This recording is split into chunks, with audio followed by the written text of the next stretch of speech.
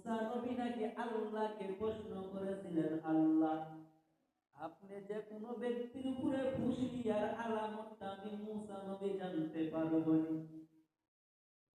আল্লাহ জানা দিয়েছিলেন, পয়গম্বর আমি আল্লাহ যে ব্যক্তির উপর খুশি হই ওই ব্যক্তির বাড়িতে আমি আল্লাহ মেহমান পাঠাই দিই।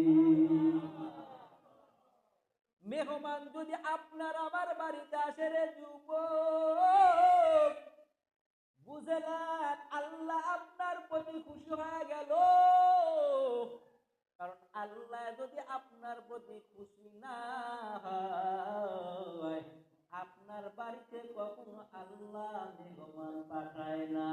আর মেহমান যদি আপনার বাড়িতে আসে, মেহমান আপনার রিজিক খায় না, মেহমানের রিজিক খায়।